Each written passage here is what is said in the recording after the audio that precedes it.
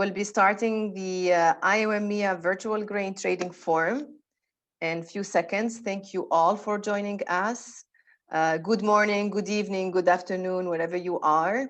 So my name is Mariam Al-Qaroui. I'm the IAOM MEA Regional Office Manager, and I will be your MC for the day. So thank you once again. I will give the screen or the floor now for our IAOM MEA Regional Director, Mr. Ali Habaj, who will give us a short introduction of this forum participation as well as a welcome note. Ali, the floor is yours.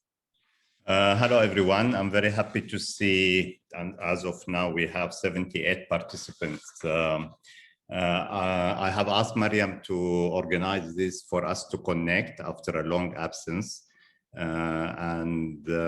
Basically, this is an opportunity for us to connect with you and to be able to provide some benefit from the IAOM MEA membership.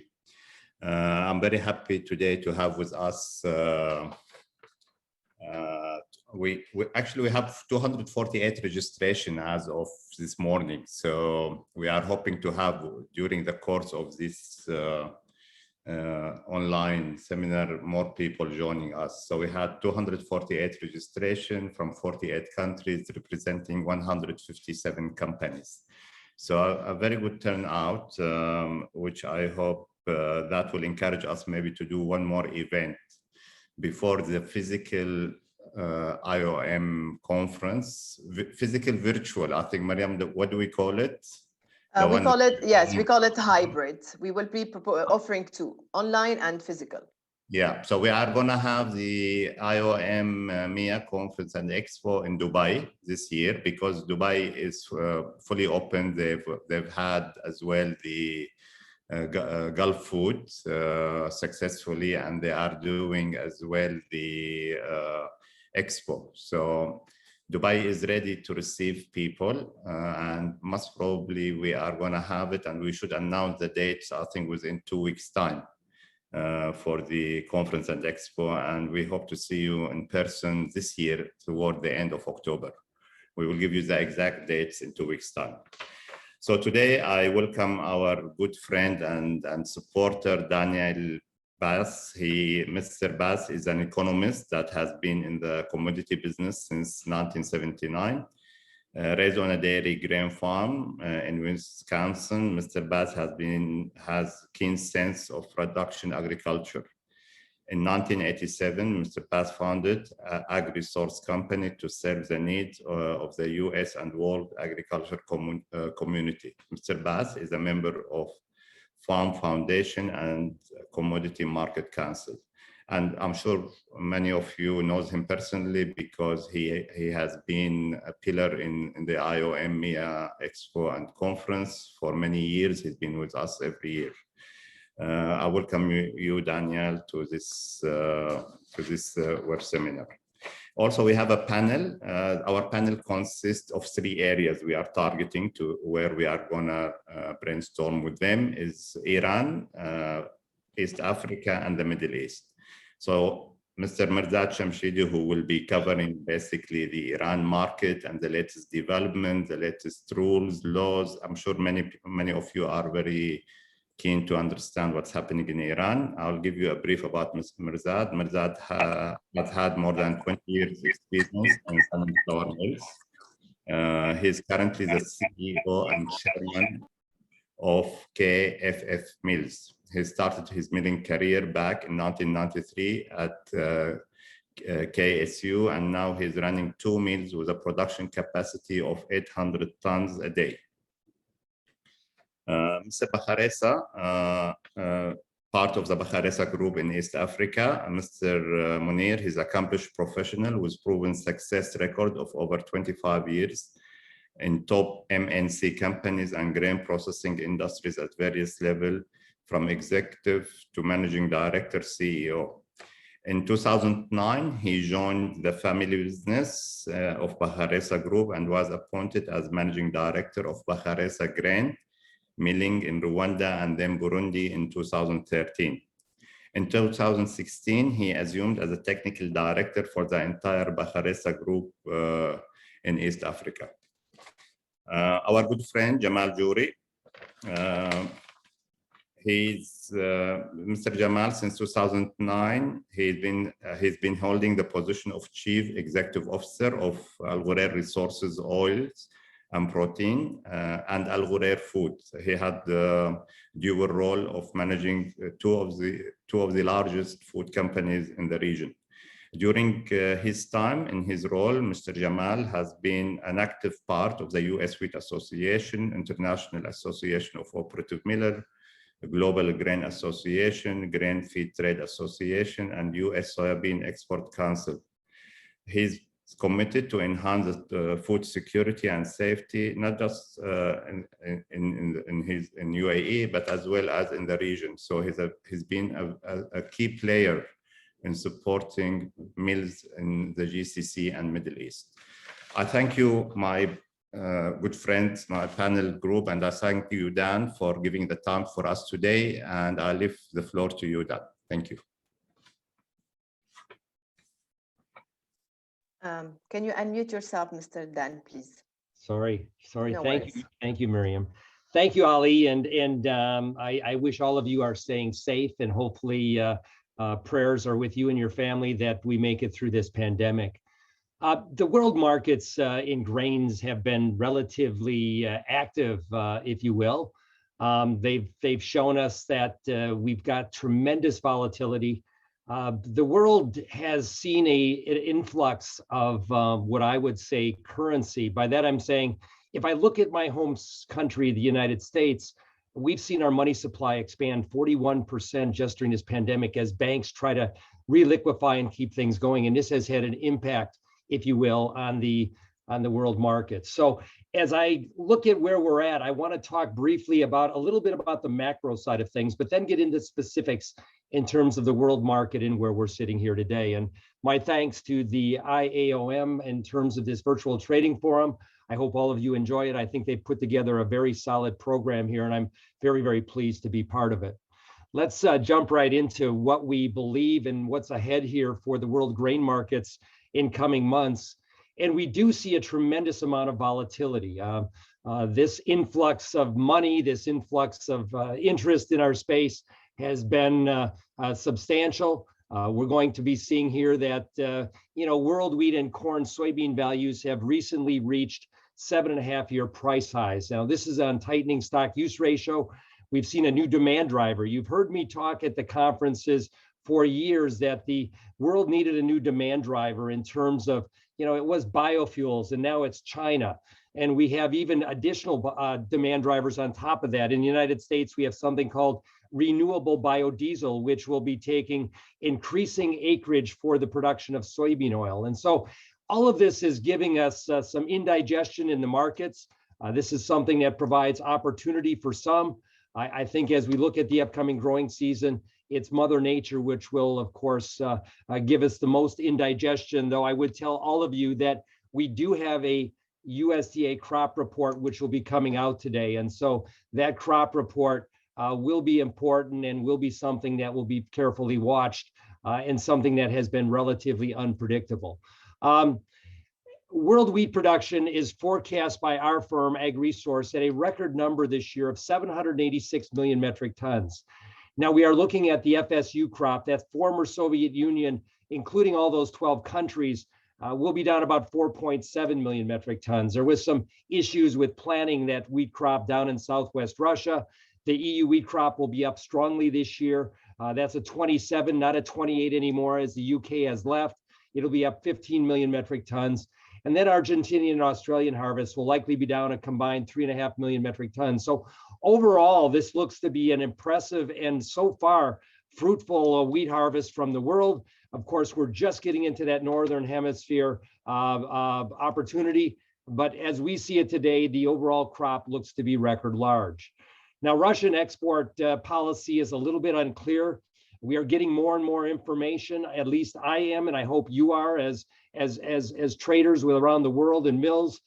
The Russians have put a floating export tax on their new crop wheat. Today it stands for the export tax of 50 euros as the government tries to fight food inflation. We are hearing that they will be putting a tax on sun oil. Sun oil within Russia is at a record high. So as Putin fights food inflation within Russia, they will have a tax policy that becomes more and more restrictive. And I would tell everyone, we think this trade out of Russia will become restricted as we head into that Duma election. That's their Congress in September. Now, the U.S. export share of world corn and soybean markets are rising.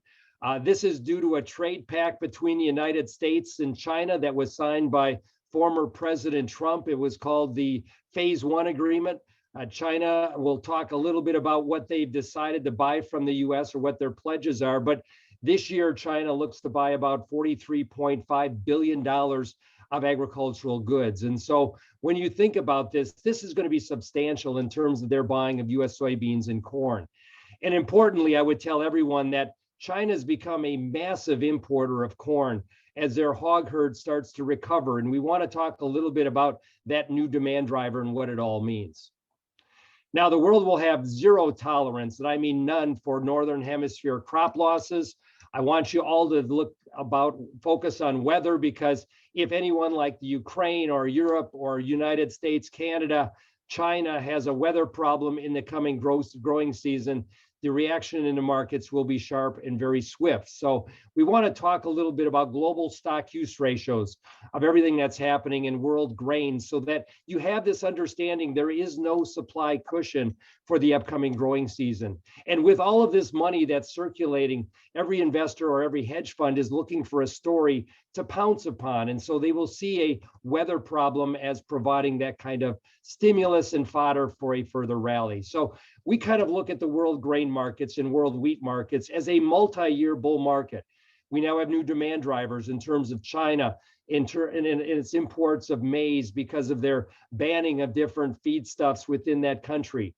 China banned back in September the feeding of 30 million metric tons of food waste to their hog herds. So that's why the Chinese have come forward and been such big importers of U.S. corn. And we think this will continue. So unless we have back-to-back consecutive large harvests due to favorable weather from Mother Nature, we doubt that this bull market will be changing. But like the recent 4 or 5 weeks here, there will always be corrections.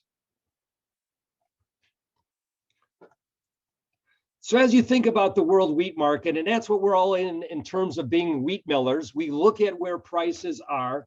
And I put a graphic up here of countries, the major exporters around the world, and you can pick out your favorite, whether that be US HRW wheat out of the Gulf, or maybe Russian wheat out of the Black Sea, Argentinian, German, or French. You can see that the bull market in wheat really started here back in late summer, or the July-August timeframe of 2020. The pandemic did cause world prices to decline from about March of last year into that June or July timeframe before the markets really rallied. And you see my line here showing you the abrupt nature of where world wheat prices in dollar terms went from about $210 a ton all the way up to $300 a ton, a $100 rally, or really a 50% increase in price.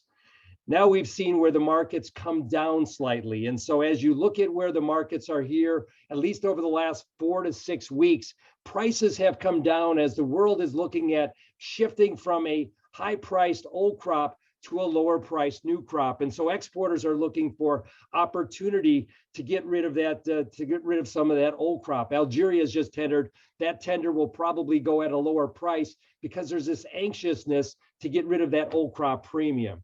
Now, the question I want all of you as millers and traders to answer is, when we look at this star, or what I call Paris wheat, let's use its barometer for our part of the world in the middle, in what I call Africa up into the Asian continent.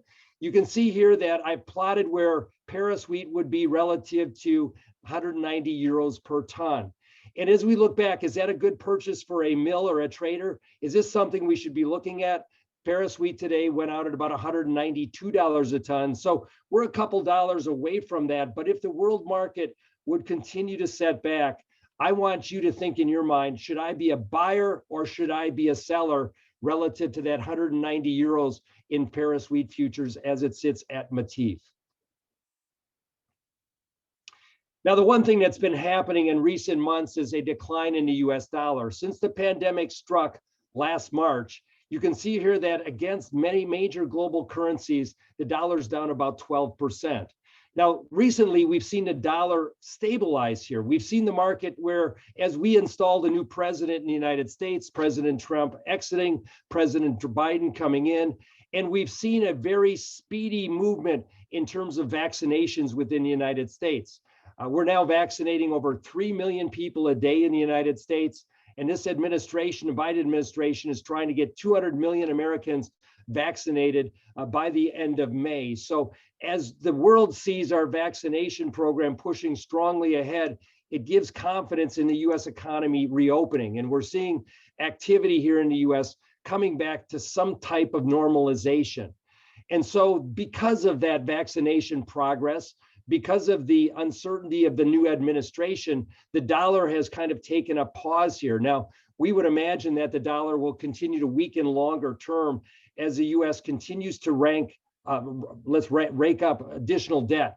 The Biden administration has just done a new aid program, ad hoc aid program to COVID victims and to those in the economy that are struggling. That cost $1.9 trillion. US debt is now over $30 trillion. And so this unmitigated debt is going to be a problem for the US dollar longer term. But today it's all about vaccinations and the progress that's being seen. What I've done here is I've tried to highlight for you the value of the US dollar in blue against what I would call commodity values in black. And then I use that red to kind of highlight highs and lows. Now notice that when the dollar is in decline, commodity values normally rise, or that black line goes higher. So as the dollar weakens longer term, and I'm now looking out several years, I would imagine that this commodity market will have, in a broad sense, higher values to go as there's a shifting of money out of the equity markets into our space, or the what I call the raw material or the commodity space. CRB index, which I utilize here, is a basket of 27 commodities, which will measure what is happening in terms of world commodity valuation. So as our dollar weakens, look for the commodity markets to do better. I've also gone back over a long period of time, and I'm now utilizing the US stock market, which is sitting at a record high here today.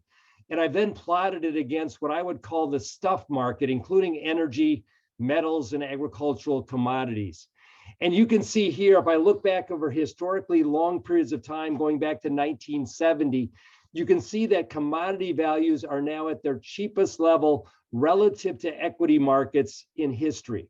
So as I talk to hedge funds out of New York or London or maybe Singapore, I get the sense that they really want to invest in our space. They're looking for stories that they want to put capital to work. And so if a weather problem developed in Ukraine or the Black Sea or maybe Europe or the United States, I think that you would see a rush of money coming into the commodity markets through the derivatives of futures that would cause dramatic price rises in terms of the wheat market or the corn market or the soybean market that we now trade today.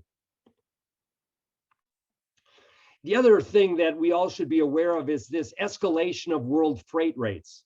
This is a graphic of the Baltic Dry Ocean Freight Index. This is the index that people would pay in terms of chartering a vessel. So looking backwards in time, and this was updated to last week, if I were to do this week's, we would be at a new record high at about 25.50. So the freight market, because of the activity surrounding world trade as being so active, is now sitting at a record high cost for importers, but a record high in terms of demand. So there is strong demand throughout the world. And I think it's important that you understand these macro drivers of a weak dollar, where the commodity market sits. And now, even during the pandemic of COVID, we're seeing global freight rates at a record high. Some of this may be due, of course, due to the recent blockage of a cargo ship or a container ship in the Suez Canal, but that has been dislodged as of Monday. But nonetheless, the demand pull, if you will, for commodities has been very strong, at least as we look at the first quarter of 2021. The other thing which was really surprising, I think, as we look backwards in time now, is the demand of trade of the major commodities. What I've plotted here is corn, soybean, wheat, and barley, which I consider to be the 4 principal pillars of the food system. And if we look back during the pandemic, when it started, everybody was afraid that world trade of these primary commodities would be collapsing or coming down as currency operations dried up, as people were hunkering down in terms of the pandemic. But actually the opposite happened. We are seeing that governments are laying in commodities at a more robust pace. We're seeing the trade of grain ramping up as our friends in China have been more aggressive on the buy side of the market. And so as I plot to where we're looking at the 2021 crop year here, notice that it's going to be a record high. And it's the demand along with the freight rates moving higher, which really gives us confidence that world trade in the grain markets is going to be strong and robust as we look at the year ahead. The other driver of this grain market, and it was a rather shift quick from a long-term supply bear market last summer to a demand-driven bull market that happened in that August-September timeframe. This is giving you the world's change in millions of metric tons of global production from the May USDA crop report to the final. Now, again, I can go through the end of February with USDA's estimates here, but I want you to look backwards in time and notice that these are the only 2 years in which combined the US lost about 90 million metric tons of grain through to adverse weather. Last year, we had a flash drought in the Midwest, the central US, which hurt corn and soybean production. We had a very dire drought throughout the Black Sea, principally impacting things like Ukrainian corn production. And now we have some weather abnormalities down in Argentina and potentially, possibly now the Brazilian winter corn areas. And so as I look at this, one of the drivers of the rally that has occurred in world price, wheat prices gaining 50%, has been this dislocation of supply due to adverse weather, climate change, as you will, which I think raises the odds that there could be problems across the Northern Hemisphere in the upcoming growing cycle. The other aspect, which was really important in this new demand-driven market, is China. And I really don't spend a lot of time in China and talking about the opportunities, because in the wheat market, China hasn't been a big buyer. But I want to show you in history what the Chinese from all sectors, or in this case, the United States, has been buying in terms of dollar amounts, in terms of commodities. Now, if we go back to when the Trump trade war started in 2018 with the Chinese, the US exported just $8 billion of agricultural commodities into China. Notice that that was the lowest going back since 2007. Then in 2019, when we started to see the Chinese buying a few more soybeans, we bumped up to $17 billion. But last year, the Chinese became very active in the US market, and we saw the Chinese buy $27.5 billion of US ag goods. This year, the Chinese is pledging to buy $43 billion of US agricultural goods. And this would be a record amount by far. Now, the Chinese in the United States are still embroiled in this trade war. We still have 35% duties in the United States on $265 billion of Chinese goods. And so the Chinese are very anxious to negotiate with the Biden administration and somehow get rid of those tariffs to be a boost to their economy, their GDP level. And so I expect that China will be buying, maybe not 43, but maybe it's something like 36 to $40 billion of US ag goods. This would have a tremendous impact on the world grain markets and really would show that the Chinese are going to be a significant importer for years to come. Now, one of the reasons why the Chinese have been buying so much grain, in particular feed grains, has been changes within their hog herd. I don't like talking about hogs often, but this is a big driver in terms of the world grain markets, at least in the coming years. And I believe as we look forward, this will be a driver that has a tremendous impact in terms of Chinese corn demand for many years to come. So China had a disastrous disease, a pandemic of their own, not COVID, but something called African swine fever. We call it ASF. This disease showed up in 2018. It cut or culled maybe as much as 35 to 37% of the Chinese hog herd. And now the Chinese are rebuilding their hog herd due to, of course, incentives from the government and, of course, a very high profit level to the producer. And so you can see here that the goal of the Chinese government by the end of 21 is to have their hog herd back to where we were back in 2018. Now, the USDA is not quite as optimistic that the Chinese will reach that goal, but nonetheless, the Chinese have already banned a very key feed ingredient that I think is being missed in the world grain markets. China no longer feeds food waste to their hog herd. Now, the latest estimates that I have from the Chinese government is that amounted to about 30 million metric tons of food waste from restaurants, and I would call it a host of government state entities that went to feed their hogs.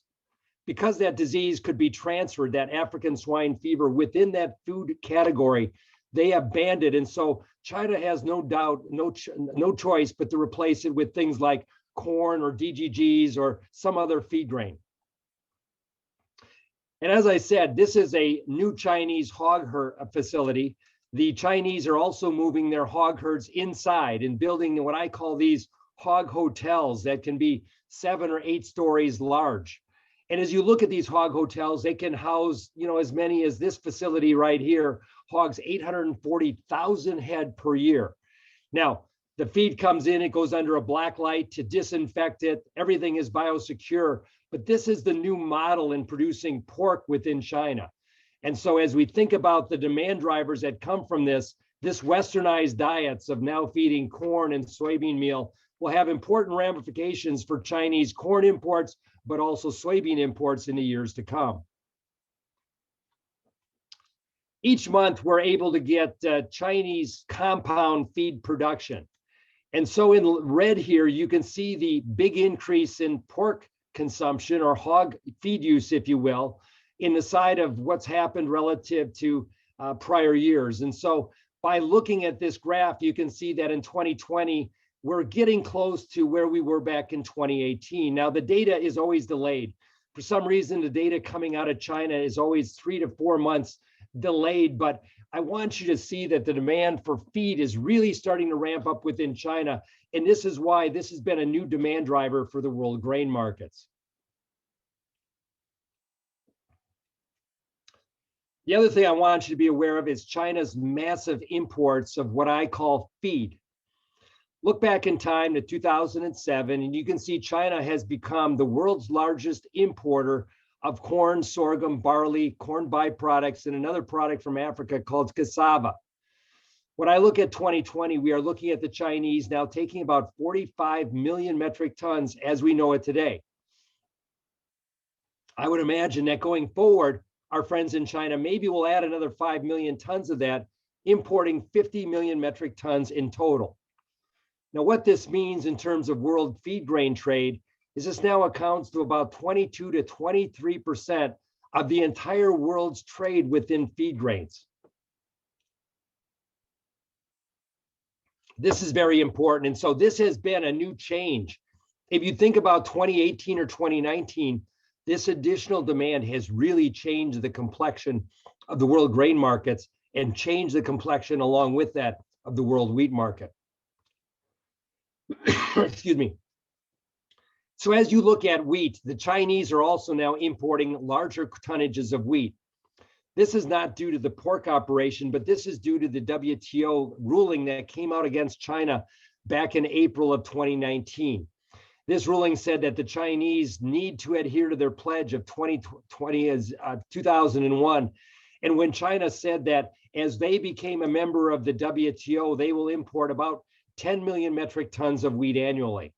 And so going forward, we believe that China will take that 10 or 12 million metric tons each and every year.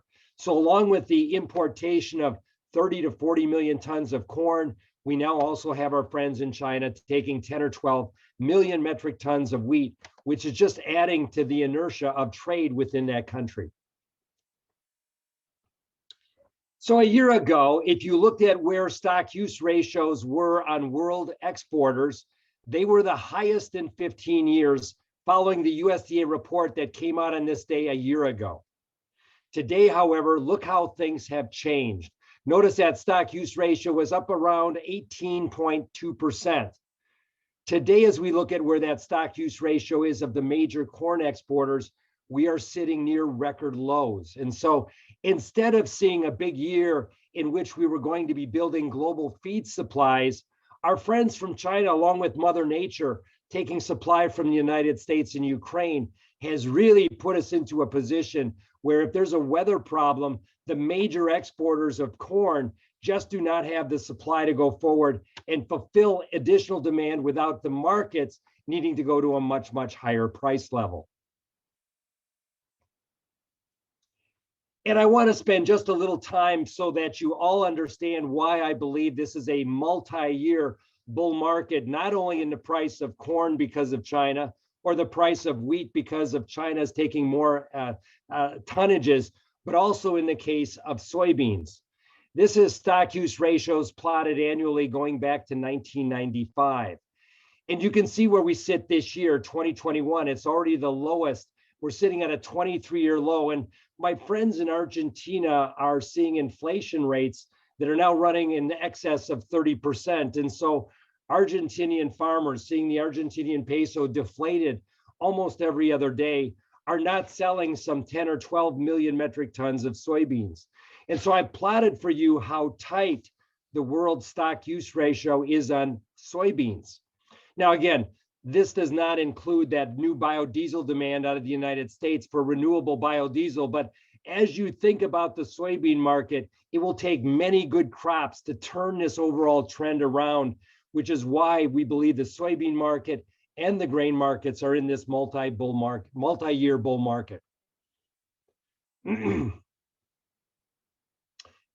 Okay, let's focus now just a little bit in terms of the world wheat crop, which we have at least heading into the new Northern Hemisphere growing season. As I look at where we're going to be planting of harvested acreage and yield, you can see globally, there's no reason to argue with a world wheat trend yield that's about 3.53 million metric tons per acre. And then we're looking for world wheat production to expand about 1.3%, or somewhere in the vicinity of, to a number of 223 million metric tons of a million metric hectares of wheat. So as you look at this, this sets the cornerstone that we are going to have a big global wheat crop if Mother Nature cooperates. Now, to put that wheat crop into perspective, you can see here in red, this is production. On top of that is what I would call the carry-in stocks, or the beginning stocks that we come into a new crop year. So adding it up together, you can see that both of them will be up to around 786 million metric tons as production. That's up 14 million metric tons. But if I add both of them, we are looking at a new record supply in terms of where we're at. To me, this is why the world wheat market made a high going back into about February, and then the Russians applied their export tax. And as we sit at today, this extra supply of old crop is causing the markets to be pressured heading into the new crop year.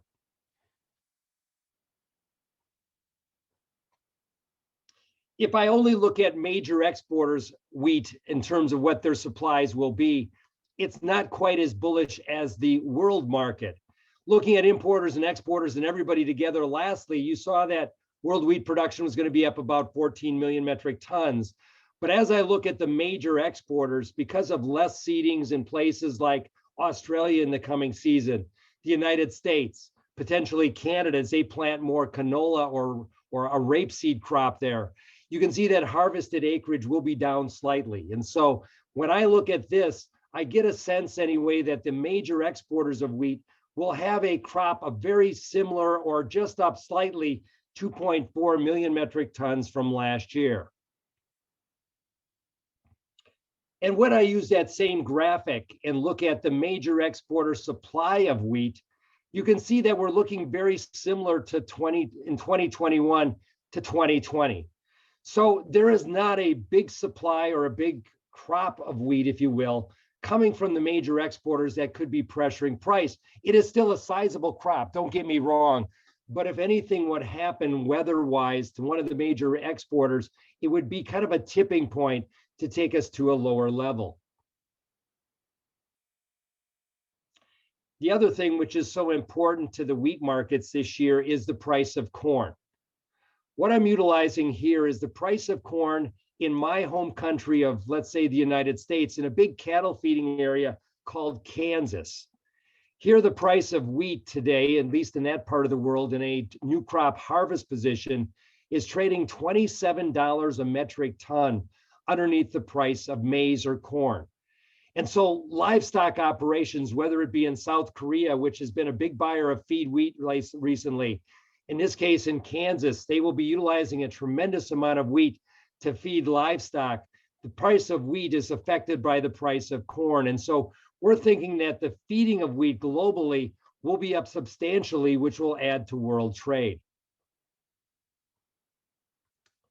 This is a graphic showing you the increase in global feed wheat consumption as we look at it. And you can see that imported feed wheat trade will be up substantially. The price of corn has a big reaction or a big impact, if you will, on the price of feed wheat globally. And we've already seen countries like South Korea be active buyers of feed wheat out of the Black Sea. So when I think about the world wheat market, it is going to be much more active as a feed grain, along with what you all do in terms of milling wheat. But there is just going to be a pull because of the high price of corn due to demand from China and smaller crops in the United States and Ukraine.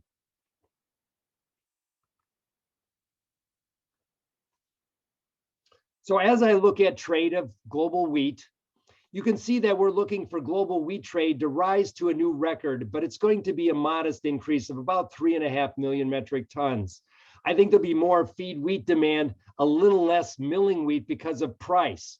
And so as we think about world trade, the aspect of wheat anyway, still looks to be relatively robust. And this will be a supportive aspect of the market as we head into the new harvest across the Northern Hemisphere that extends from July into the month of September.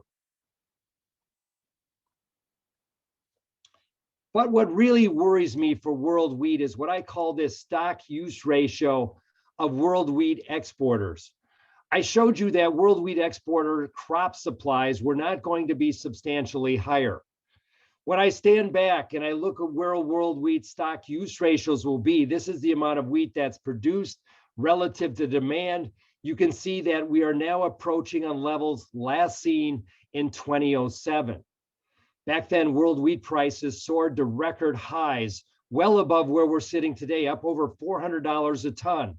So as you think about the marketplace, if there's a supply problem in Ukraine or the EU or somewhere else, other countries, other exporters do not have the supply cushion to make up that difference. And so that would be very positive, if you will, in terms of the overall landscape. So I think as a miller, you need to be thinking forward relative to this stock use ratio around the world that'll be exceptionally tight going forward with time. The other aspect that everyone is talking about within the Black Sea is this high price of Russian flour prices. What I've done here is plotted for you the price of flour within the North Caucasus, Siberia, and then Central Russia. These prices have been record highs, and the Putin administration heading into a Congressional Duma election in September wants to bring down food inflation. And so he has put a tax on wheat exports out of Russia. Today it's 50 euros out of the Russian area. We now expect that, however, as of June to move toward a floating export tax that'll be based on the price of wheat above $200 a metric ton. Above that, there will be a tax of 70%, which will be set daily going out for 60 days. The point here is that the Putin administration is very vigilant about fighting food inflation. It wants this flour price to drop substantially more than what it so far has been doing. And I think this will be restrictive to Russian wheat exports, principally in that early period from, let's call it July, August, and September until we get beyond that Duma election. The other aspect has been oilseed prices or minor oilseed prices. In this case, This is sunseed price within Russia. And here we are looking at new ties also, adding to this food inflation concern. So the Russians are also going to be placing a tax on sun oil and sunseed, which is going to be restrictive. So more of that supply stays within their country, less availability for the world market. But that means that world prices of sunseed and sun oil, along with canola and palm and soy, will be moving higher with time. So what I've done for all of you is I've gone back and I've looked at the production and export of wheat within Russia. Today, AgResource is estimating that the Russian wheat crop is somewhere between 78 and 79 million metric tons, down from last year's 84 to 85 million metric tons. And then I've taken through some schematics on exports. So I take the production divided by the exports to try to give us some sense of where a seasonal low would happen within the Black Sea or the Russian market. Now, in doing this, I'm taking internal prices within Russia and averaging them all out relative to their oblasts or their production areas. In this case, what I'm doing is saying that it looks to me like we could come down to something like, 10,800 or 11,000 rubles per metric ton. Relative to today's ruble rate at around 76 rubles per dollar, that would model out to about $145 or $150 internally within Russia, which is where the harvest low would be. Now, it always takes about $45 to $55 a ton to move wheat from the interior to the export market, which tells me that $200 to maybe $210 a ton should be the low in terms of Russian wheat, should weather be normal across the Black Sea. So today, Russian new crop wheat, it's impossible to almost find a new crop bid. The old crop market is trading about $253 a ton.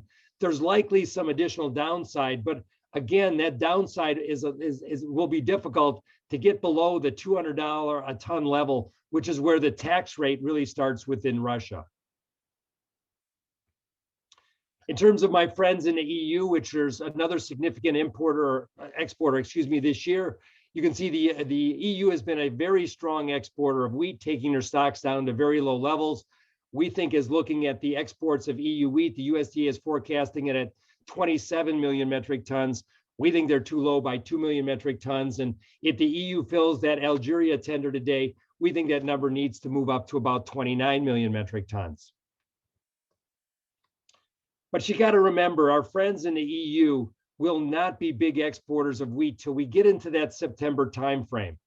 And so if the Russians and the Ukrainians are not exporting actively that new crop wheat because of various tax schemes, and our friends in the EU are not aggressively exporting, this very tight supply of wheat could cause a problem for world wheat importers in that July, August, and September timeframe. So the EU really kicks into gear of being a bigger exporter in October. We really have to watch the Russians very carefully to see how aggressive their export program is from July to September. Other things I want to talk about very carefully, there's a new NASA, which is the space agency within the United States. They're now giving us what I call root zone, soil moisture, drought indicators almost every week. This is from March 29th, yesterday. We've got two areas that you have to be very careful of watching. This is a big winter corn area down in Brazil. A very acute drought is developing, a flash drought in that part of the world. And then as we look towards the EU and the Ukraine, this is an area we need to be careful about in terms of having enough soil moisture for winter wheat going forward. So already there's some climate events, both in Brazil, potentially in places like Europe and the Black Sea, along with maybe the northern plains and Canadian prairies, that we have to be very focused on in terms of new crop production.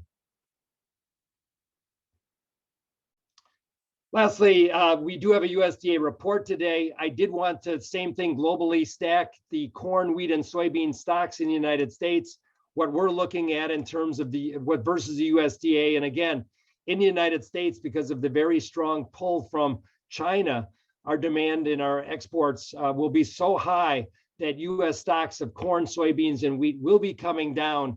And this does give us a somewhat bullish aspect to the US market going forward. I would not be short of too much of grain going into that big USDA report later today. So as we look at everything, and the best modeling that I can do is going to be in my home country, the United States. And as I look at two key grains, which is Gulf corn and Gulf SRW or HRW wheat, they all kind of come together in the same price for the 2021-2022 crop year. That being about $250 to $260 a ton. So my question back to you, in trying to, again, as a wheat miller, understand the markets, is this one. As we look at where the price of wheat is offered today out of the EU, and we look at where Paris wheat futures are trading at 190 euros per ton, is that a good purchase or a bad purchase? I would argue to all of you that when I look backwards in time, relative to the new demand drivers of China because of their hog herd and because of new biodiesel demand out of the United States, that 185 to $190 euros per ton in Paris wheat futures will be an attractive purchase going forward. And I would encourage all of you as wheat millers to think about taking some coverage on any further break in April into the, let's say, into the late summer, early fall timeframe. The grain markets look relatively bullish to me. This is a drop that we should probably be utilizing to take some forward coverage. So with that, I want to thank all of you. This was hopefully a comprehensive look at the world grain markets. I hope you stay safe into the coming year. And I'll now turn it back to Miriam, but we can take some questions if anybody has them. Thank you, Mr. Dan. Thank you so much for the presentation. Indeed, we open the floor now to some questions for Mr. Dan. Please either drop it to the chat box or raise your hand and you can ask it live. I believe, Mr. BASSE, you have already received a question from Mr. Simon Arnold by email. He was asking, what do you use to base your statistics on Chinese production, consumptions, and carry out? Not sure if you covered this in your presentation. If not, please, if you can answer him, and we can wait for more questions on the chat. Absolutely. Mariam, I would like to ask a question, Mariam. Or later? Yeah, please, Mr. Jamal, of course. Sorry, Simon, we leave your questions for later. Yeah, so a couple of questions, just two things. Joe Biden, the renewable energy drive that's happening. I know you touched base about it, Dan. Can you shed more light on this one? On the biofuel, basically, right? On usage of corn and other oilseeds. That's question number one. Question number two: do you think the Chicago, the Kansas, still a price discovery market or hedging market, given the role of USA export in the world market is, dwindling day after day out of the 196 million ton that the world trade is that you have mentioned? Thank you. Yeah, Jamal, thank you for the question. So this new administration, the Biden administration, is very green in terms of biofuels. Ultimately, he wants to get to electric vehicles, but that's going to be probably 6 to 8 years away. And so he is incentivizing ethanol, and his new incentive is something called renewable biodiesel. Already we're seeing subsidies, if you can imagine this, as much as $2 a gallon for producers of this renewable biodiesel. This is a new product in the United States. It's like diesel. It uses vegetable oils, tallow, or recycled restaurant oils, or let's say waste oil, that can be cracked. In other words, they will put it through a refining operation, which adds some oxygen, and it almost becomes like a diesel fuel itself. And so based on the incentives that are there and the new plants that I am now plotting in terms of what are coming on the production, the United States' entire soybean oil would be utilized as these plants come in the fore. So today we have 4 renewable biodiesel plants up and active. That number will jump to close to 25 within the next year. And those 25 plants, if they were all operating at the same time, would almost consume the entire soybean oil supply within the United States. This is a big deal. And again, the jet fuel industry in the US has come to the Biden administration and said, we would like to have carbon tax credits if we use this biodiesel or this jet fuel within our system. The administration is talking with them. So this is all about a new tax structure, a new carbon credit, and this renewable biodiesel, Jamal, is going to be very, very important to the soy oil and veg oil markets longer term. And I would imagine the United States, because of this, will plant more oil seeds, will plant less corn and less wheat longer term. And I think it's a trend we could see in other places within the world. Your second question was relation to Chicago wheat futures or Kansas City wheat futures. We are going to be, or the United States will remain, a residual exporter. Some of that will depend a little bit on the programs out of the Russians, but in saying that, I see the futures market in Chicago or Kansas City as becoming more of a, I don't want to use the word casino, but it will be directed by the funds and the flow of capital in and out, back and forth. And so I focus now more on what I call the Matif market or Eurex. That's why I utilize Paris wheat as somewhat of a benchmark, because I think that's what you need to be looking at in terms of Europe and the Black Sea as a combined export sector, as we plant less wheat and plant more oil seeds. Thank you, Mr. Dan. Can we maybe answer to Mr. Salmon's question? Yeah, let me go back and get to Simon's question. Do you want Simon me to? Arnold. Yes. Yeah. So hi, Simon, first of all. And what we utilize at AgResource is we combine USDA, Stats Bureau of China, and the Ag Ministry of China. And then we try to go to private companies like WH Holdings, which is the largest hog producer, Smithfield, in the United States and in China, and get backing from because they're public companies, we get some backing in terms of their hog production and hog numbers. And so we combine all of that to come up with what we think is, as best as we can do, reliable data for China. There's always problems and issues with Chinese data, whether it be stocks or whether it be livestock numbers. The one thing we know that is right within China is the price. So whether it be Dalian futures in terms of corn or Dalian futures in terms of pork, there are ways that we can look at making sure that the data is matching up correctly. Just for everybody's information, today the average profit on feeding a hog within the country of China is averaging about $290 per head. So it's a little bit off the record, but there's still lots of money to be made within China. $200 per head is a lot of profit incentive. So we still believe that hog herd will expand. But most importantly, I want everybody to understand this feeding of food waste, 30 million metric tons, and now replacing that with corn is a tremendously important statistic, thinking longer term for the country of China. Thank you, Mr. Dan. We can move now to the Q&A, question and answer session with the speaker, with our guest speakers. And I will ask Mr. MERZAD JAMSHIDI, please, to turn on his video and microphone, and I will let Mr. BASSE start the dialogue. Open the floor to the audience for more questions if needed. Thank you, Mariam. So, Mr. Dan, I'll give you the floor.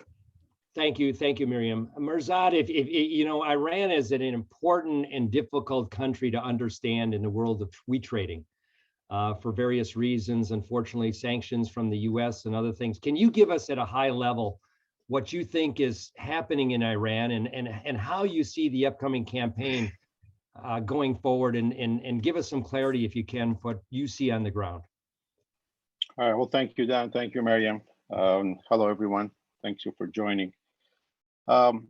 As you guys might recall, with the prior administration, the U.S., they used the term, what they called maximum pressure. And I think they truly executed a plan that it did create a maximum pressure on the Iranian businesses and also import dealings. What has happened is that the drive for government is to rely on domestic production. And if you notice all the announcements and the interviews and the speeches by the local government is geared towards announcing self-sufficiency.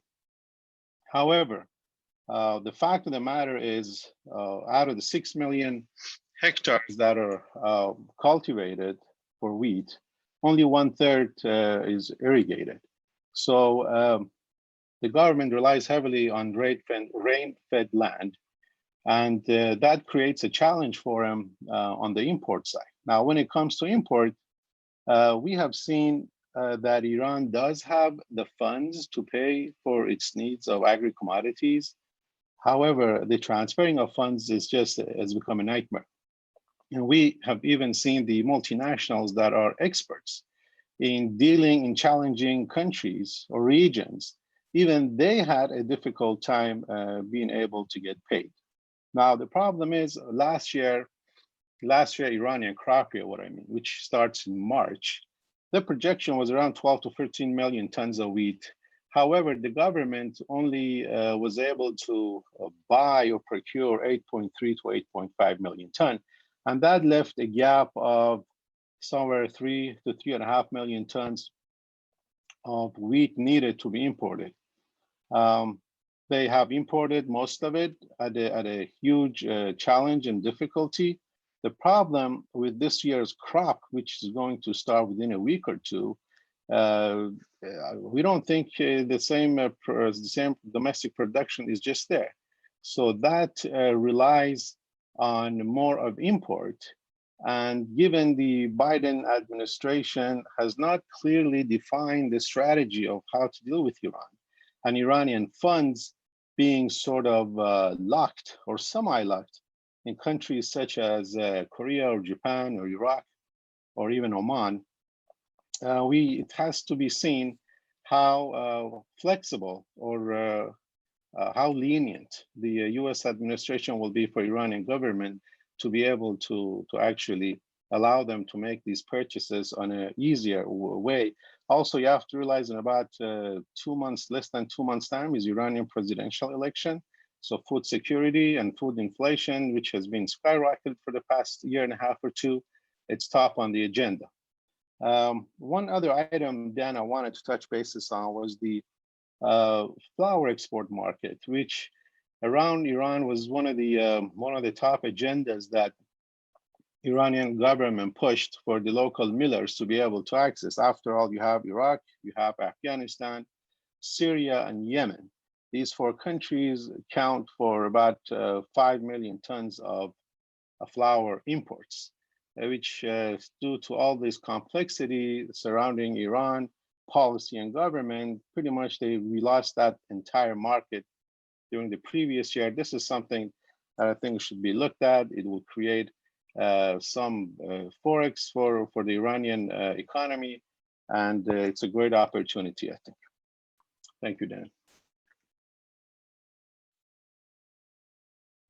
Thank you, MERZAD. Well done. And, you know, again, a difficult country.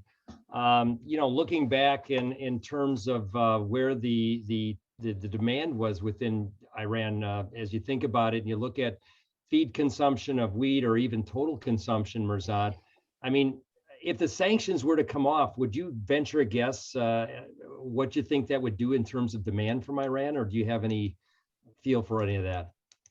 Well, yeah, I think what the government has done, and given the maximum pressure, they have sort of done it in a pretty professional way. The demand is definitely much higher than, and I think the government has sort of has tried and somehow succeeded in managing consumption.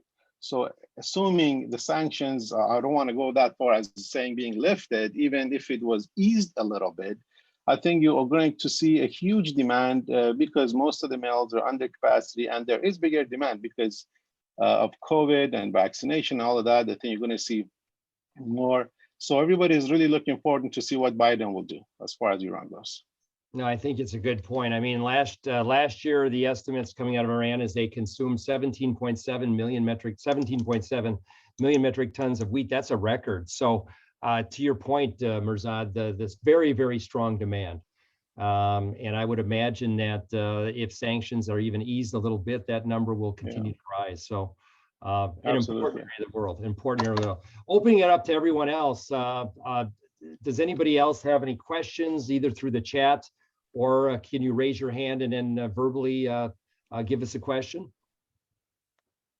Question for MERZAD. MERZAD, you mentioned, on the export of flour from Iran, how sustainable it is, and is it talking about mainly to Iraq, or how you will be financing the wheat for that export program? Well, you see, a few years back, Jamal, first of all, thank you for the question. A few years back, the government push was to be able to export products that are non-oil based. So flour, of course, having of so many mills in Iran, flour became on top of the priority for government to be able to push that product down. And of course, the first destination was Iraq and the Afghanistan. The way they have done it in the past 2 or 3 years has really been in 2 different ways. Either the mills act just like as toll milling, where you have a trader that supplies the wheat, gives it to the mills that are sort of based closer to the border towns. And of course, they sell the flour, they collect the money, they just, based on a contract, they give the mills a toll milling fee. And then you have other mills where they actually do the actual buying and purchasing, and that is done entirely outside of Iranian financial system, meaning they either go through banks or exchange houses, either in Turkey, Iraq, Oman, specifically Dubai, where the buyer would actually prepay, and the mill would actually use that fund to go and pre-purchase the wheat mainly from Russia. So, given with the tax on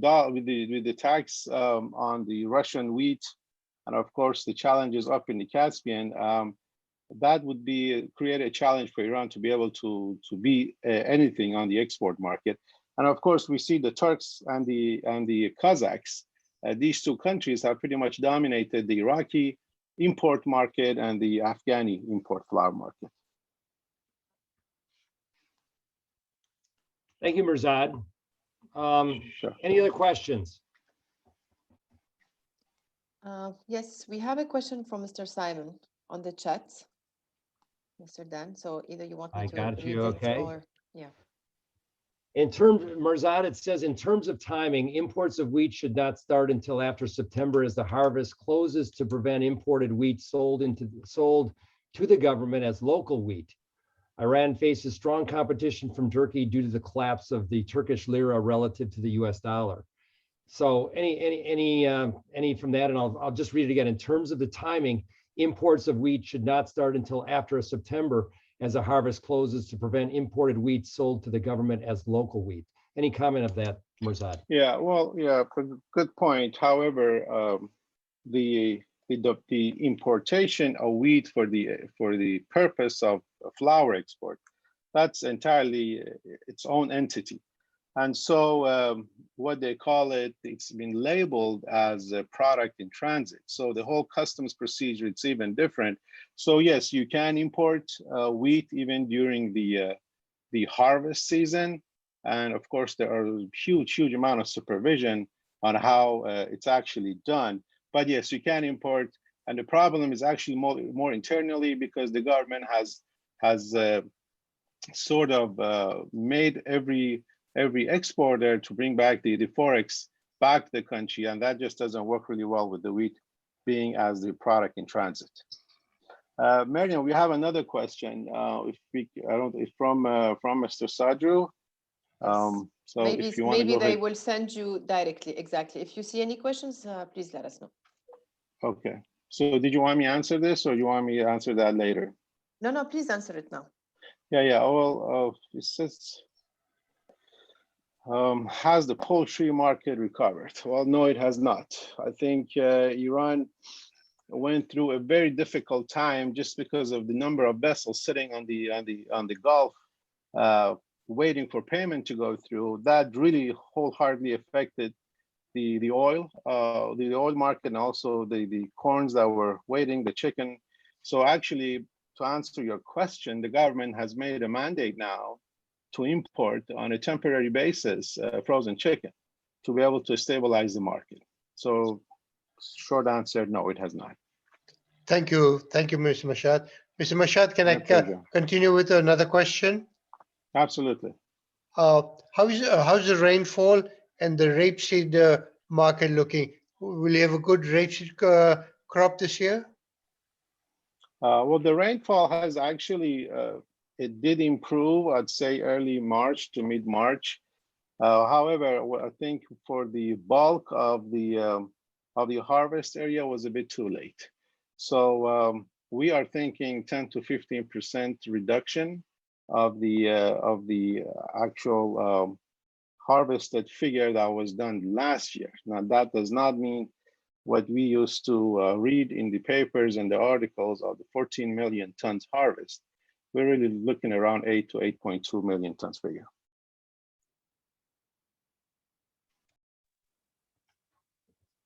So please, if anyone else has any question to Mr. MERZAD or even to Mr. Dan after his presentation, you can drop the message on the chat box or unmute yourself to ask it. At this stage, you can also turn on your video if you wish so, because we have no more presentation, so you can just put your video. Mr. MERZAD, I believe we received as well some questions online. I will just read them quickly. Not sure if they were covered part of your previous answers. The first one was, how are Iranian millers achieving export sales and FX revenue? The second was, how do you see the difference between GTC purchases and private millers in terms of performance? Just a reminder that these questions were received online as well. Okay. Well, thank you, Mariam. The first question, I think, was, I sort of touched bases on it based on what Jamal asked. As I said, there are two ways, and I did explain how that is done. For the second, since it's for the second part of the first question, the millers that buy and sell, they sort of hedge themselves on the pre-sales and the pre-purchase. So that is one way to sort of hedge. Now, as far as GTC goes and the private millers, really the private millers are microscopic figure on what GTC does. And also the way the government policies is set, it's really not to enhance the private millers. I mean, the best a private miller can do over there is to maybe play around with the export market a little bit. And of course, do a small amount of import. When you have GTC buying 3 to 3.5 million tons, I think as long as the policy is set in such a way, the private sector plays a very, very marginal role. Thank you so much, Mr. MERZAD. Sure, Mariam. So if we don't have any more questions for Mr. MERZAD or Mr. Dan, we can move to our next guest speaker, Mr. MOUNIR Bakhresa, who I will ask kindly to open his video. Thank you so much. And I'll give the floor to Mr. Dan. Yep. To introduce the region before the questions. Thank you. Thank you, Miriam. Mounir, if you could give us at a high level some insight on your markets, and like MERZAD, at least give us an idea of what you're doing and the vision that you have for the market going over the next 6 to 9 months. Thank you. Thank you, Dan. Thank you, everybody. You mean on the flour business? You mean, Dan? Yes, if you could. Yes. Yeah. For us, looking the market as it's going, it's a bit difficult for Africa in general. For the region we are managing, because we don't have much the raw materials, so we fully depend on the import. Even though we see Egypt announced that we'll have a bumper harvest with a limit, subsidy at 190, but still we as in Africa, we don't have much data to know exactly what is growing. We just hear a word that bumper harvest. That's the word the government announced, but you don't know the quantity. So it's difficult for us to plan on import and versus the local. For East Africa, the wheat is not existing. So we have really to rely on the import. On the actual market, it's creating a very big challenges regarding mobilized forex to buy the wheat, and that increase the finished product price. That's the bigger challenge we have in Africa. Good thing on the South Africa side, we see for the corn side, like Zimbabwe announcing 2.8 million harvesting corn. We have Zambia also in South Africa. So we feel that for the corn side will be less impact on the global market. Wheat side, we are suffering at the moment. The market is down due principally with many lockdown in some country like Rwanda, South Africa. They made a lockdown, so we see a reduced demand on the wheat flour. So that's how maybe on the statistic we can see also a drop on the import in the East African side and South side. So it's not really a bright future for flour at the moment.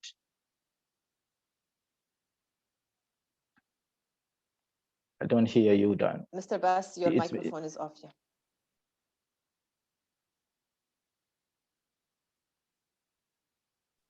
Can you please unmute yourself, Mr. Bass, because yeah, thank you. Okay, Mounir, you said currency was your biggest issue at the moment, and to give it some granularity or some input, is it just a lack of currency, or is it the convertibility into another, let's say a rand or a dollar, or is it the banks not willing to lend? Yeah, it's the availability as well, because most of the African countries have moved to services, to tourists, and where they make more forex. And with the pandemic, COVID, with the reduction of the tourism, so there is less inflow in Africa. And with the price going uplift on the commodities, that means we need more local currency to buy foreign currency. So that put a big pressure.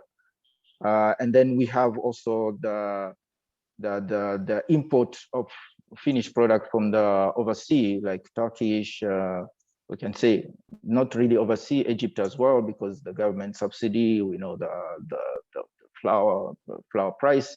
So make us a big pressure to be in position to compete also those import, because they're more cheaper than the raw material as well at the moment. So we are trying, we are pushing on our side. So far, we are managing, and we hope seeing these commodities coming down. We hope that it will continue that trend. Personally, I say that wheat cheap, it's over. We'll not get cheaper wheat for the long. I think Africa need to really look and develop their agriculture. The problem, every country has his own policy and his own way to move. So that make a big problem. We call Africa, but Africa is still 54 countries with the 54 policies and regulation. So everyone going his way. So it's very, very difficult to make it a common program like Europe they did, like agricultural program, and to develop more the crops needed for the continent.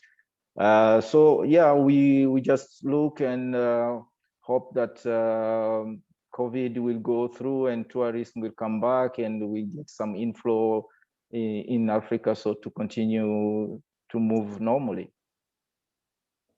Okay, good points. And as we do work, I mean, at tourists, getting back to hotels and that kind of flower demand is going to be more and more important down the road, I think. So thank you for your comments on that. Any other questions from in the chat or from the group? Simon Arnold has asked one here for you, if you could, which is the corn price is close or over the wheat price. Can change import demand, can that change import demand into East Africa?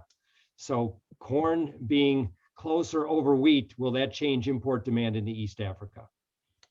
Corn import over the wheat. Corn price. The corn price, I mean, the corn will not have much impact on our side for corn in the global market.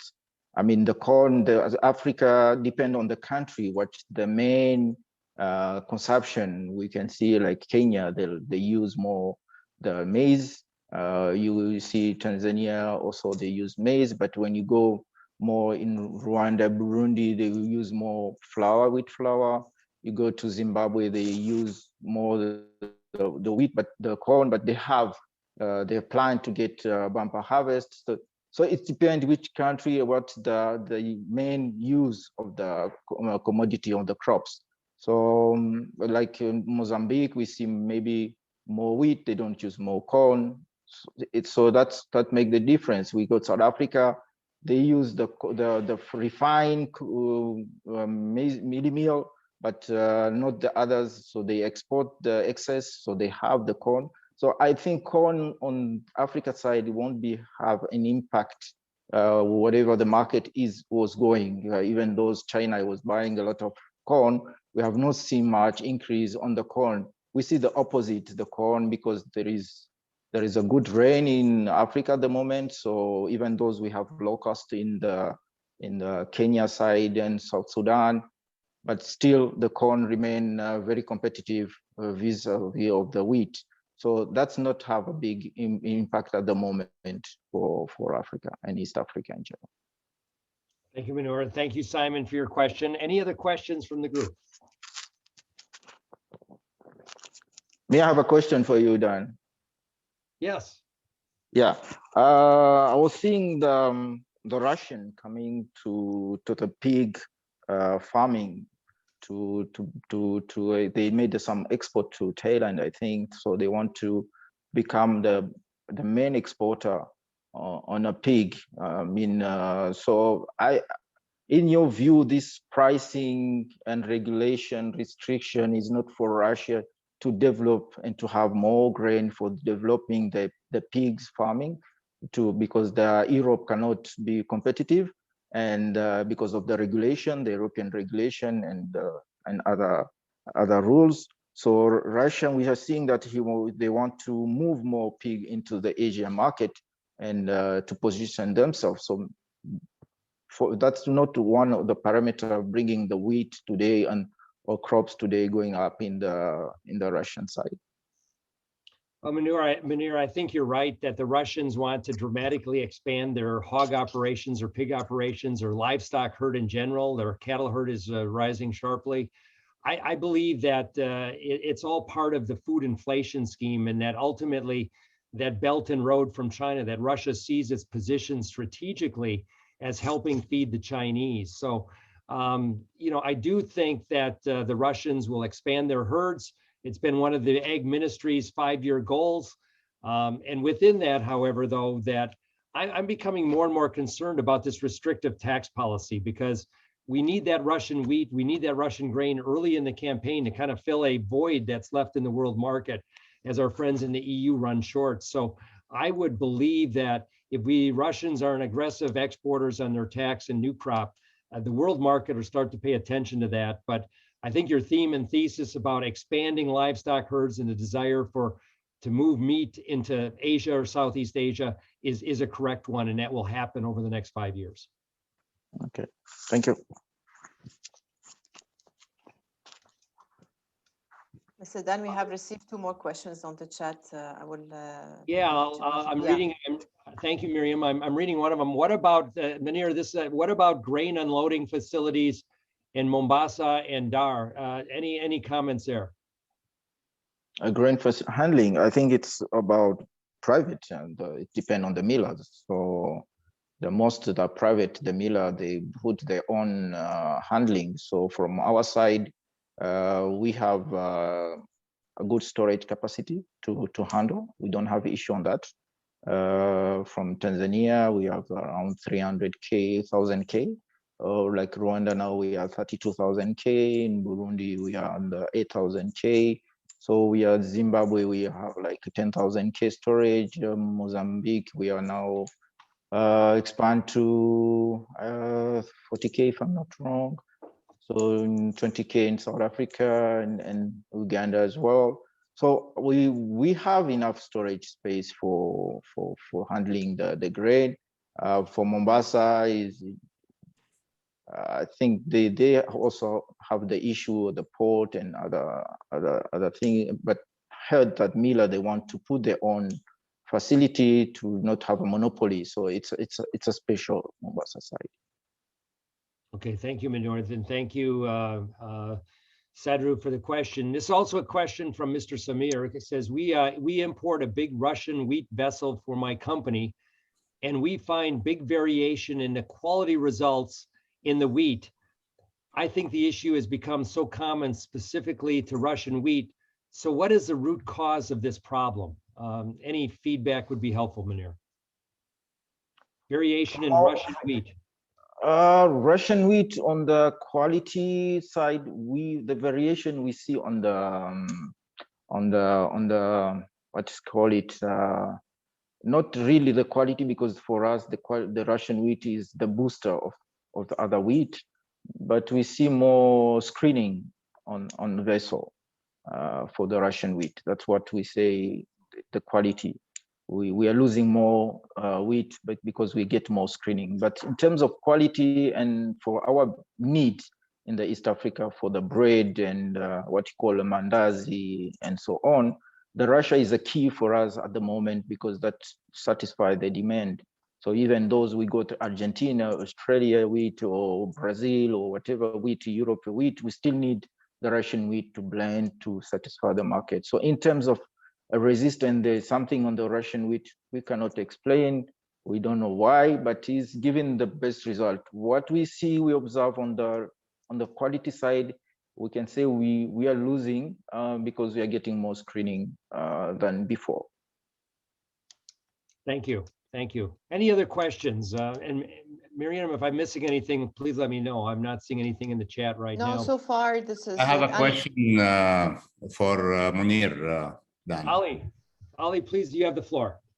Mounir, just checking Yes. the pasta situation in East Africa. Do you still see import of pasta from Egypt and Turkey? How is the pasta situation? Is there like plans? Do you see new pasta factories coming up in East Africa? No, the pasta is not yet the main use food in East Africa. We are seeing there is pasta import from Turkey, from Egypt, but even we have pasta plant. They have pasta plant in Mozambique and others, but they cannot. For the East Africa, they are still ugali. What you call ugali is the meal and the chapati. So for pasta, it's not a stable. It's considered like a luxury food. So for high income earn. So we may see more in hotels, in restaurants, people consuming pasta, but at home, a part of the expatriate, or that's or some people who has some more income, they will use the pasta. Thank you. Thank you. Thank you for the question, Ali. Well done. Any other questions from the floor? Okay, if you do have questions, whether it be MERZAD or Mounir or myself, we're still available.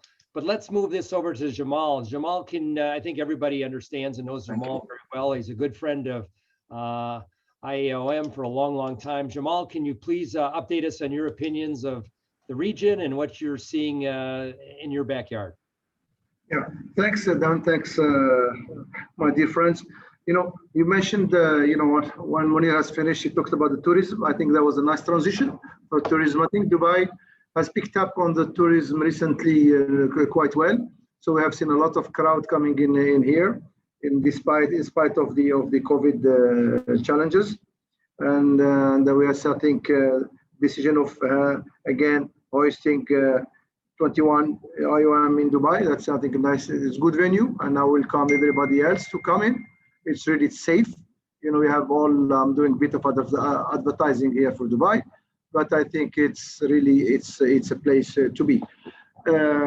We have seen the market. I think the rise in the market of the wheat. I mean, how to put it? You know, the Russian story of triggering with the $60 export tax.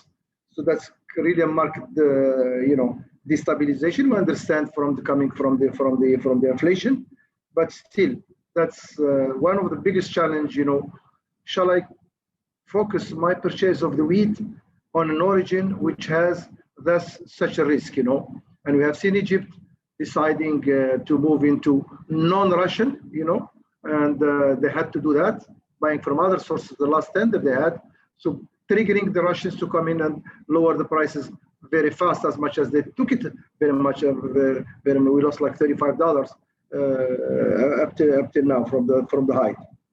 We in Dubai also, we had to look at the other origin, and we bought even from Indian wheat. So at a certain stage, when you have high prices, you need to look at different origin. So we can mill different type of wheat, but it's good to have a stability of origin. I think the message we would like to share it with our Russian friends. It's really to have that importer need to see visibility. You can't come in, a $60, then maybe they are talking on the 1st of June. So people will have to think about different source and how to run their operations. They were cheap at a certain price, but Russian wheat has now become, it's a very competitive as French, as German, or as Argentinian, as MOUNIR has mentioned. So it has been a steady business for us here. There is no complaint. Of course, the export business, that was I was asking MERZAD. Definitely, with all the capacity that has been installed in different markets, definitely the export of flour has reduced big time.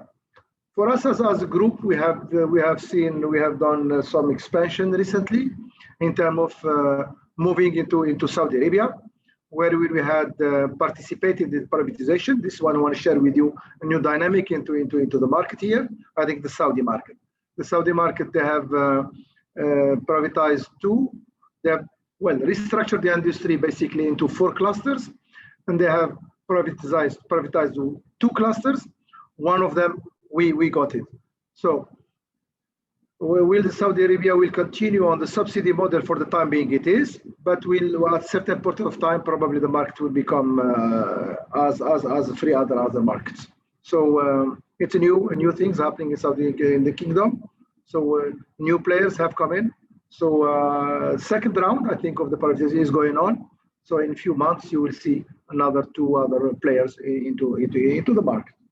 So basically these are the update which I want to share with you, Dan. Thank you, Jamal. Getting back to that Saudi market a little bit, the world trade has been waiting for another tender.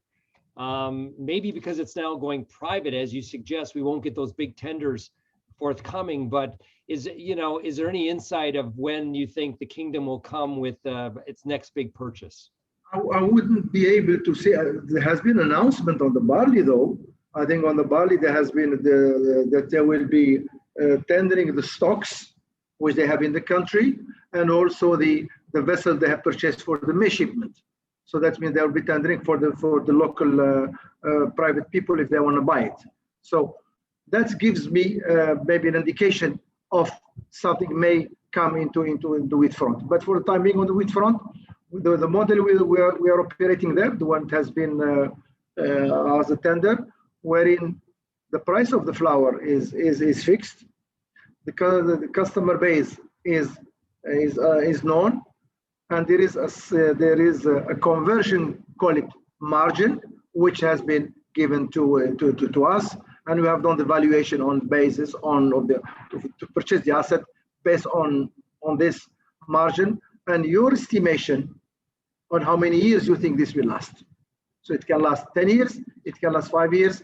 That's that's call that you have to make. Yes. It's a hard question. Hard Yeah. question. How is And go ahead, MERZAD. sorry, Dan, I have a question for Jamal. Jamal, first of all, thank you for taking this Saudi Arabia base. I know this has been a hot topic.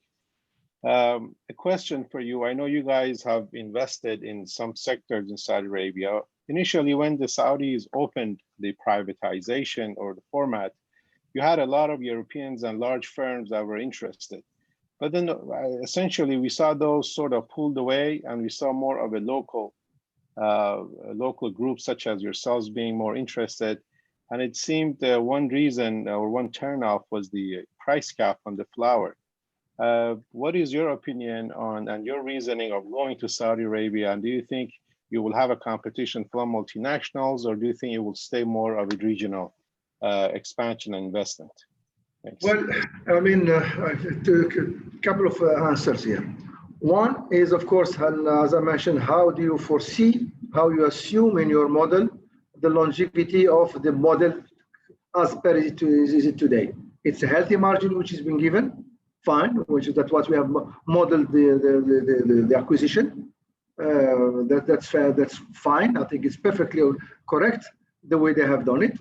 It has an incentive for return on investment. The way going to on the second one is where about the other multinationals?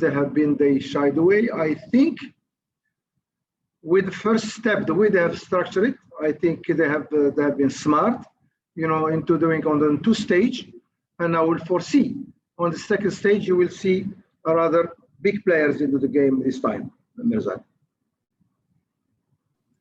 All right, thank you, Jamal. Yes, yeah. Jamal, of course, it goes into GV always, right? So most you don't have to, but most of the people are going into GV. Yeah. Go ahead, Dan. Sorry. Jamal, we had one question sent up, sent in to us, and the question is, how do you see the current shortage of rapeseed affecting crush projections? Your crush projections? Yeah, definitely. You see, it depends on how you. If I talk about ourselves being here in Dubai, wherein of course we can source from Canada, and in the summertime we have Black Sea coming in. Australia it has been there for some time, so we have a multi-source basically. Of course, Canada has been it is a major for us. If you don't have a forward book in terms of the products that you have in, and you have missed the boat of not getting your bases fixed ahead of the game, you'll be able to closing the plant here, and so that's definitely it has been it's challenging, especially for the people who have not been able to secure their bases. But it has been extremely volatile market. It has been extremely volatile market. Based on the ice, it has been squeezed on the futures market in the ice. Then you'll have all of a sudden a meltdown like we have seen it recently because of the soybean oil has come down. So you need really to be a good player in the yo-yo. Otherwise, you'll be caught. Yes, yeah. Yeah, volatility has been extreme in the veg oil market. It's just absolutely. Not seen this for years. And on freight costs, is freight costs affecting you much yet or not? Absolutely. I mean, we had two challenges, right? One of the challenge, because most of our products out into Southeast Asia, it goes by containers. The issue was the price was not as much as the availability of the containers. So, but this is behind us, but it was quite challenging. But I think we are seeing a rebalancing of the container coming back into this area, which they need to go back empty into the Southeast Asia.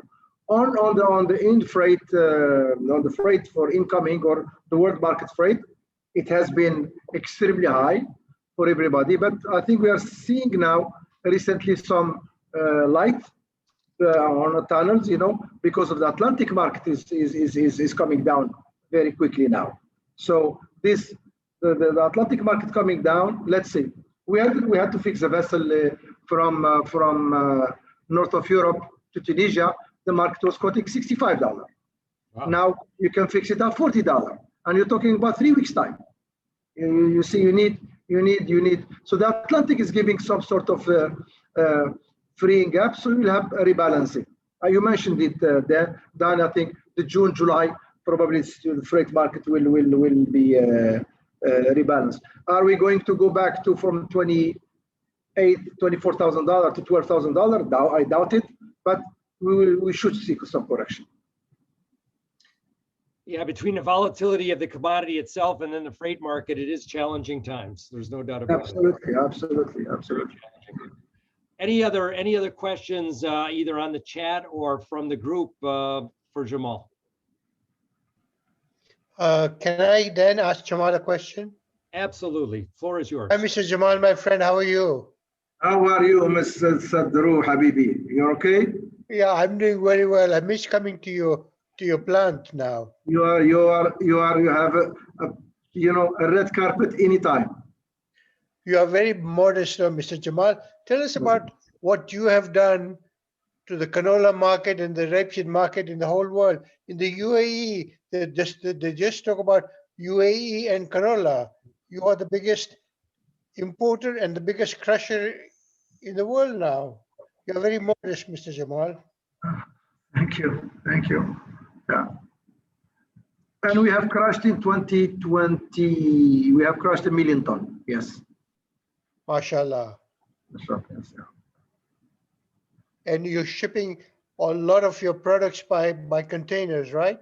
99, because during a few weeks back, we had some challenges on the containers. We had done 1 or 2 vessels, and the containers guys, they've seen that we can shift into the vessel. They became more friendly. So we do most of our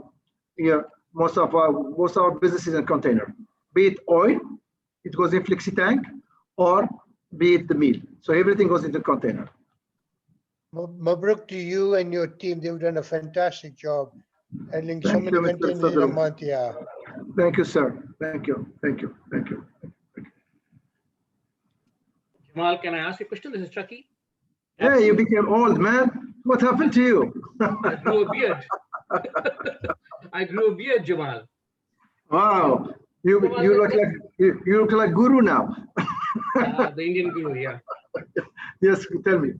Jamal, one question. Going back to Saudi, what do you think triggered this auction that has been announced on barley?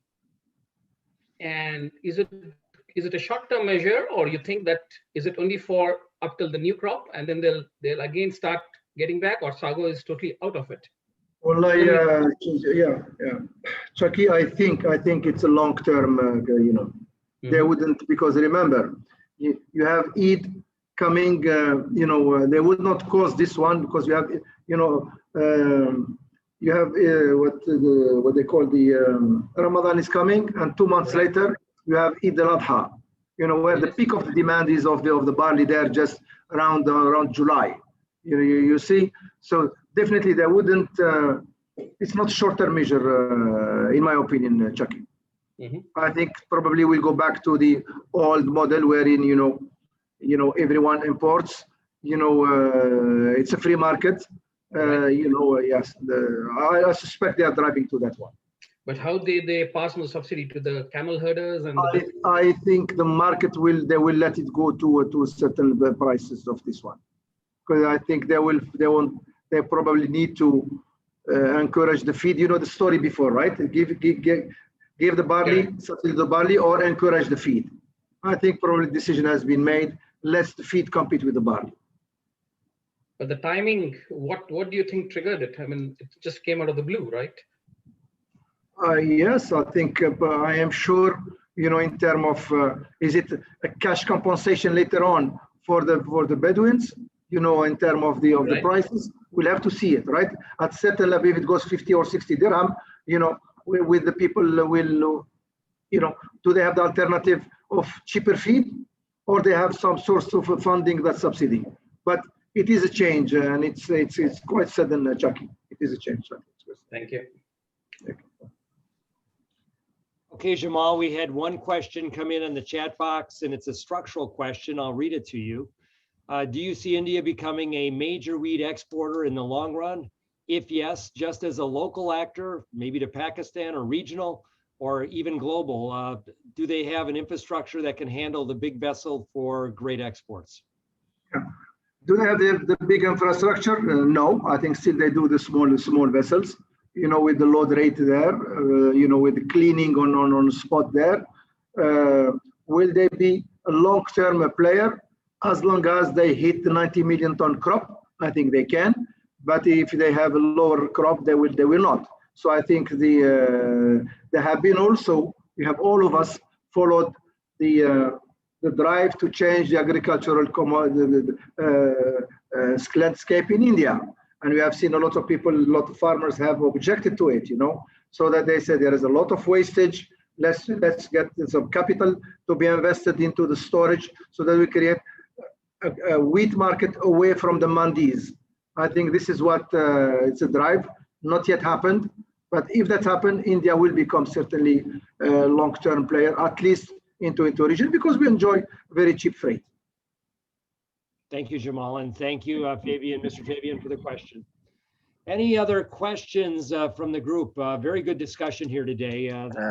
Just Dan, I have to add something on the question of handling, because we were talking of handling. I forget that.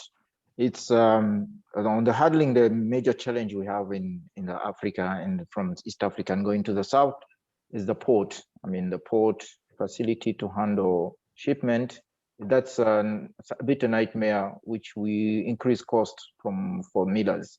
Not the storage issue. I think all millers in East Africa has the storage facility, but the handling of the vessel at the port, it's a big challenge and create a lot of demurrage and increase the cost of the landed cost on the commodities. That's the nightmare we have actually in Africa. For that question he asked, there was a question about handling grain in Africa. Yeah, no, good response. Thank you, MOUNIR. It's a great feedback in terms of what we can expect or look for. Anything else for any of the panel members? We'll open the floor up to any additional questions or comments or statements that you may want to make.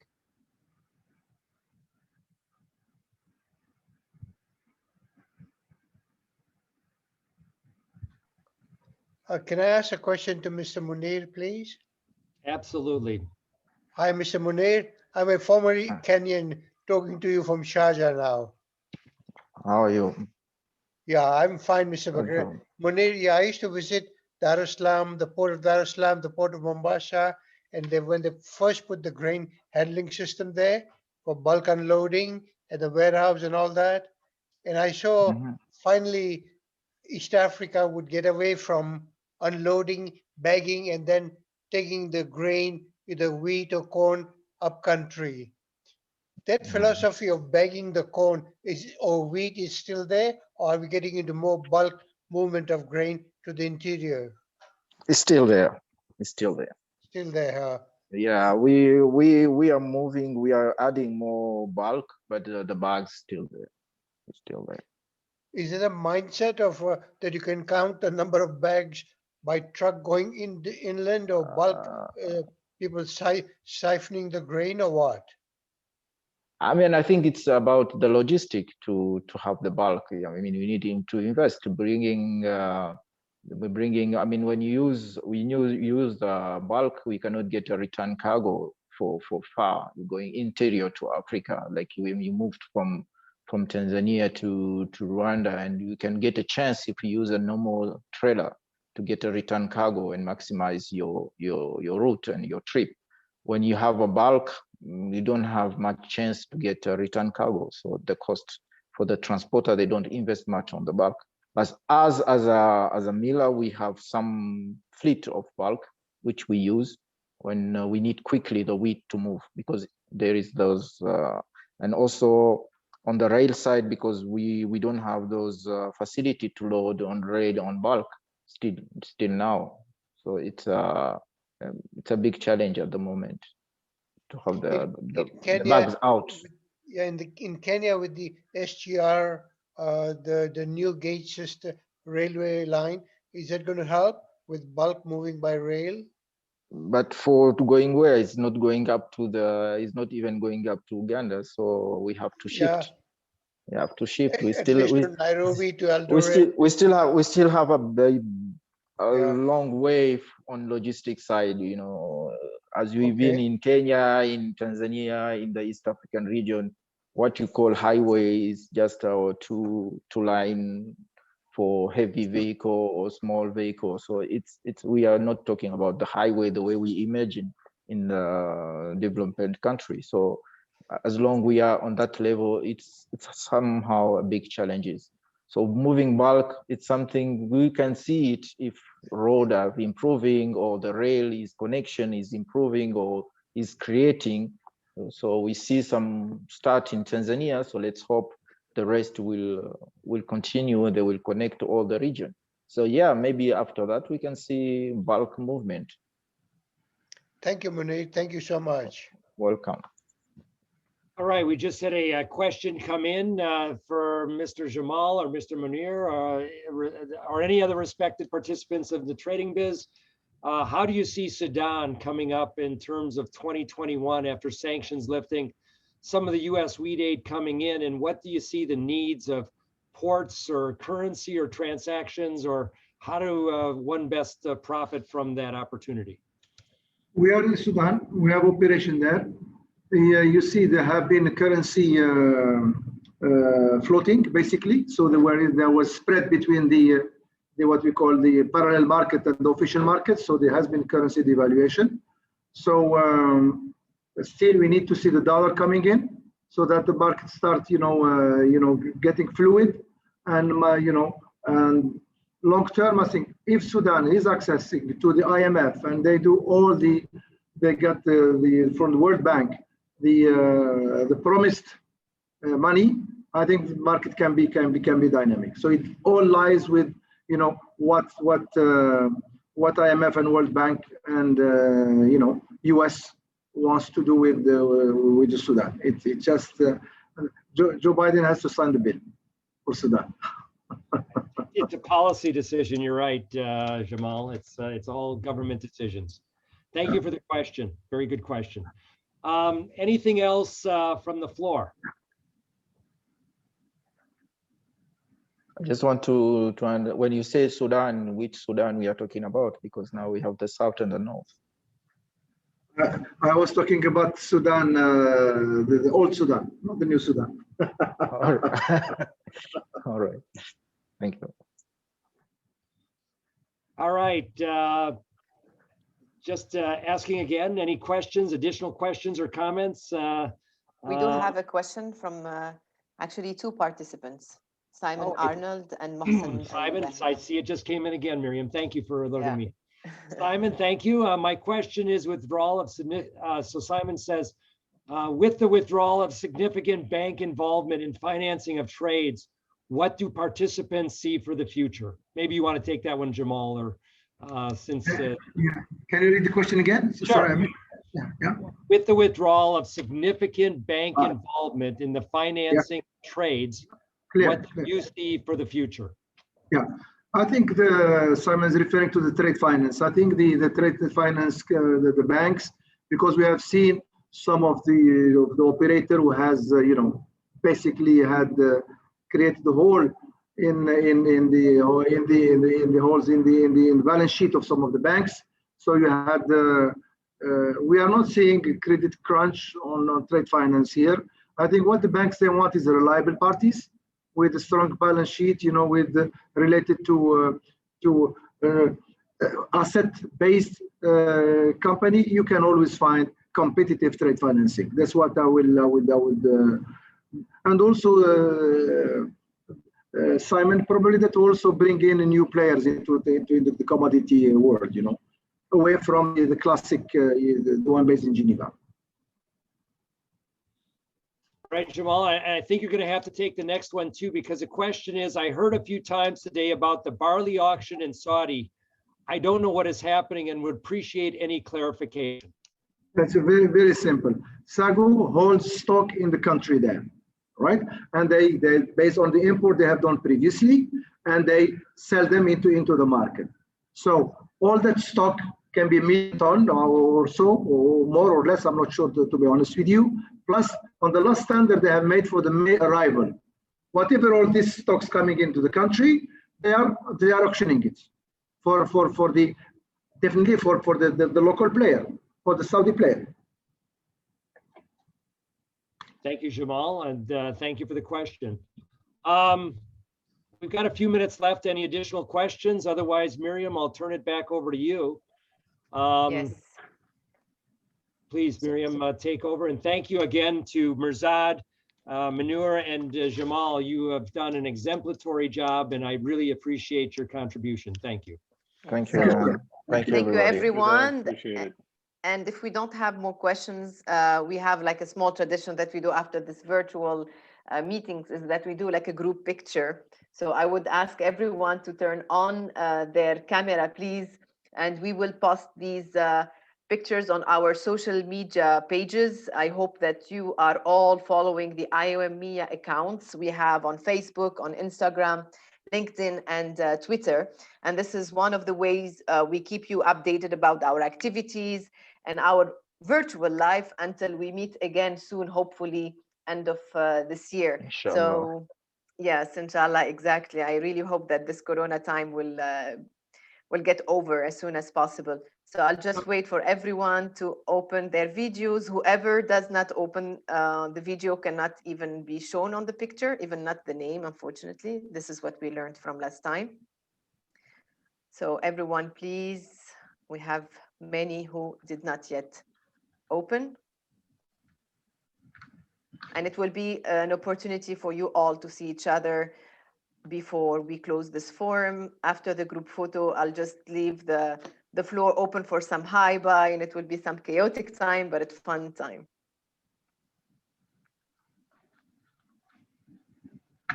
Okay, let me scroll down through the participants. I'll give it a few more seconds and we go for the group picture. So I would like to thank you all for joining us today. Thank you, Mr. Dan. You've done an amazing job. Thank you, Mr. MERZAD, Mr. MOUNIR, and Mr. Jamal. Thank you to the IAOM MEA team, my colleague Sharihan here, Abbas, Ali, everyone who made this happen.